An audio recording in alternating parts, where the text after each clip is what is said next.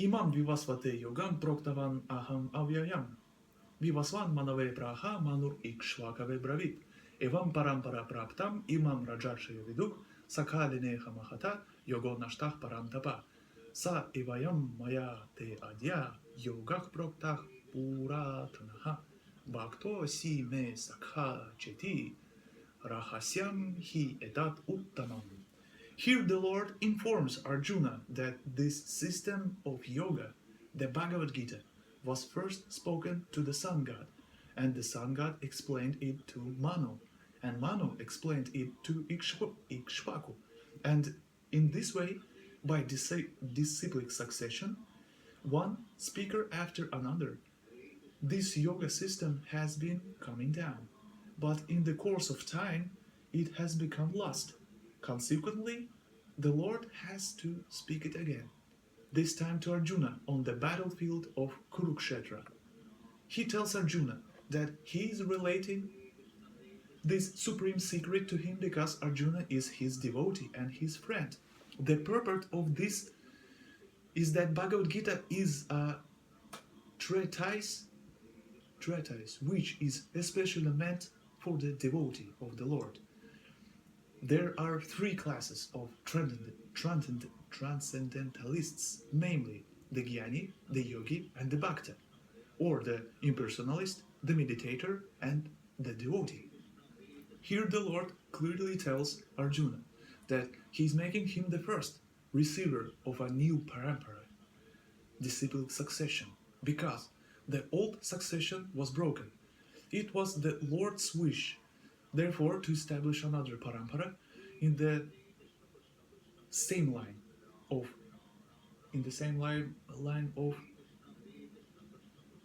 though that was coming down from the sun god or to others, and it was his wish that his teachings be distributed anew by Arjuna. He wanted Arjuna to become the authority in understanding the Bhagavad Gita. I'm sorry for my pronunciation, it's quite bad. It's better to directly read Prabhupada books in vedabase.io. He wanted Arjuna to become the authority in understanding the Bhagavad Gita. So we see that Bhagavad Gita is instructed to Arjuna, especially because Arjuna was a devotee of the Lord and direct student of Krishna and his intimate friend. Therefore, Bhagavad Gita is best understood by a person who has qualities similar to Arjuna's. That is to say, he must be a devotee in a direct relationship with the Lord. As soon as one becomes a devotee of the Lord, he also has a direct relationship with the Lord. That is a very elaborate subject matter, but briefly, it can be stated that a devotee is in a relationship with the Supreme Personality of Godhead in one of 5 different ways. First, one may be a devotee in a passive state. Second, one may be a devotee in an active state.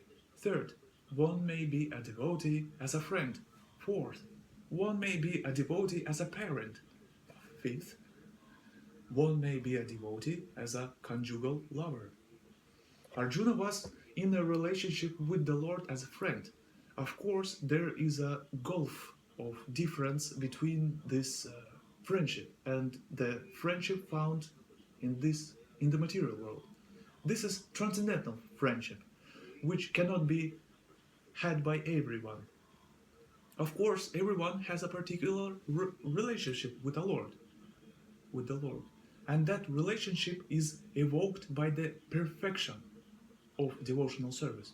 But in the present status of our life, not only have we forgotten the Supreme Lord, but we have forgotten our eternal relationship with the Lord. Every living being out of the many billions and trillions of living beings has a particular relationship with the Lord eternally.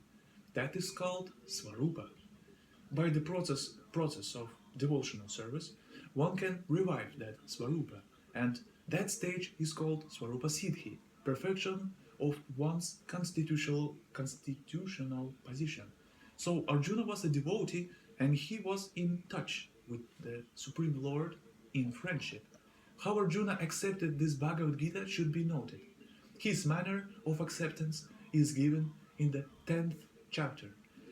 10th chapter, 12 till 14 texts. Arjuna Vacha Param Brahma Param Dhamma Pavitram Paramam Bhavan Purusham Shashvatam Divyam Adideva Majam Vibhum Ahustvam Rishayak Sarve Devarshir Naradas Tatha Asito Devalo Vyasa Swayam Chaiva Bravishime Sarvam Etatritam Manye Yanmam Vadashi Keshava Nahite Bhagavan Vyaktim Vidur Devananda Navaha.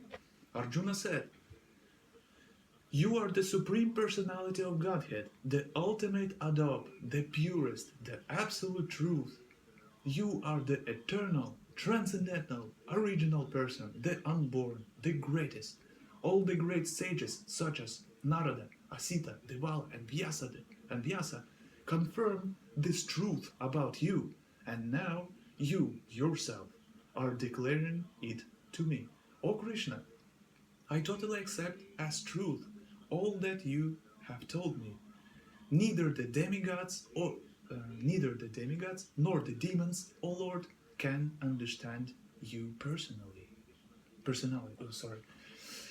Neither the demigods nor the demons, O Lord, can understand your personality." After hearing Bhagavad Gita from the Supreme Personality of Godhead, Arjuna accepted Krishna as Param Brahma, the Supreme Brahman. Every living being is Brahman, but the Supreme Living Being, or the Supreme Personality of Godhead, is the Supreme Brahman.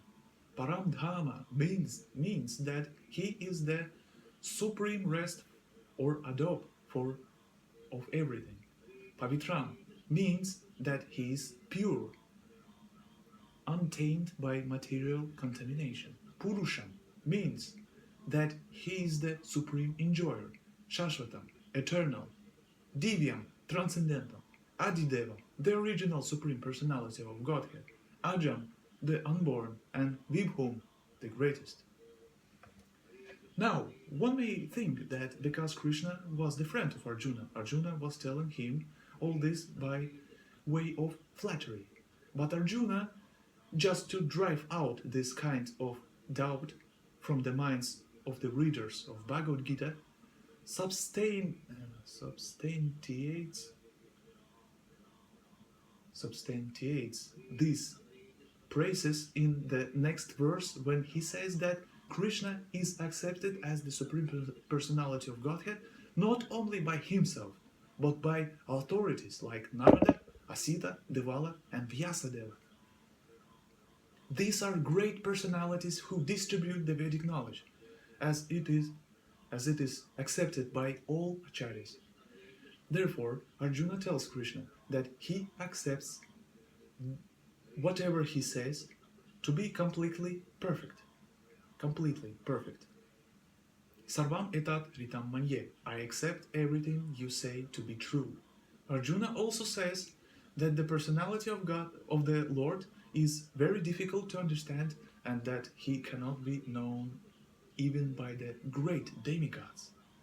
This means that the Lord cannot even be known by personalities greater than human beings. So how can a human being understand? So how can a human being understand Lord Sri Krishna without becoming his devotee? Therefore, Bhagavad Gita should be taken up in a spirit of devotion.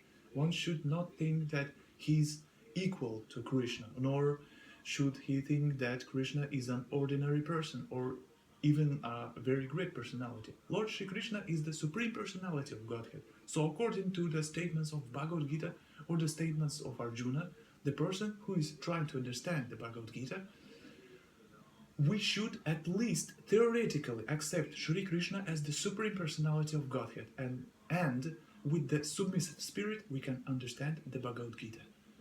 Unless one reads the Bhagavad Gita in a submissive spirit, it is very difficult to understand Bhagavad Gita because it is a great mystery. Continuing in the Vedabase.io.